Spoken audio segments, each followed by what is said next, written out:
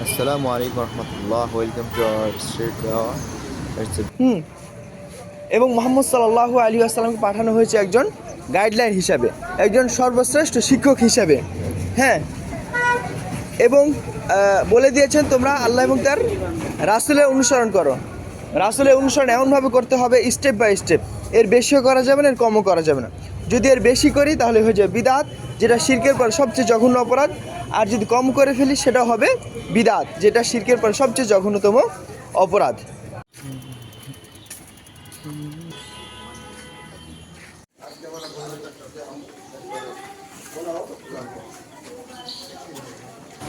রবকে তোমার দিনকে এই তিনটা বিষয় আপনি আমি যদি সঠিকভাবে না জানি না মানে উত্তর দিতে পারবো না। আল্লাহর পরিচয় আমাদের জানতে হবে। আল্লাহ আমাদের রব, তার সত্তা এক এবং অদ্বিতীয়। আল্লাহ তার সকল কর্মকাণ্ডে এক এবং অদ্বিতীয়, তার কোনো শরীক নেই। আসসালামু আলাইকুম রহমতুল্লাহ। 5 মিনিট কথা বলা যাবে? আমরা দিনের দাওয়াত দিতে আসছিলাম আর কি, যেটা প্রচলিত পন্থায় না আর কি, কোনো দল বা সংগঠনের পক্ষ থেকে না। আল্লাহ সুবহানাহু ওয়া তাআলা আমাদেরকে যে উদ্দেশ্যে সৃষ্টি করেছেন যা সেটা প্রচার করার জন্য। আল্লাহ সুবহানাহু ওয়া তাআলা আমাদেরকে সৃষ্টি করেছেন তার ইবাদত করার জন্য, একমাত্র আল্লাহ সুবহানাহু ওয়া তাআলা ইবাদত করার জন্য। এবং তিনি বলেছেন তার ইবাদতে কাউকে শরীক না করার জন্য।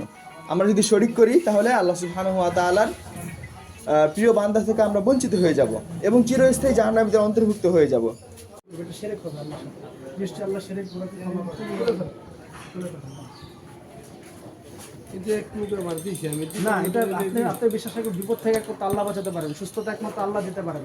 ঠিক আছে, এগুলো পড়বেন না, এটা আল্লাহর জন্য খুলতেছেন আপনি। ঠিক আছে, ঠিক আছে, একমাত্র জীবন ভঙ্গকারী কাজের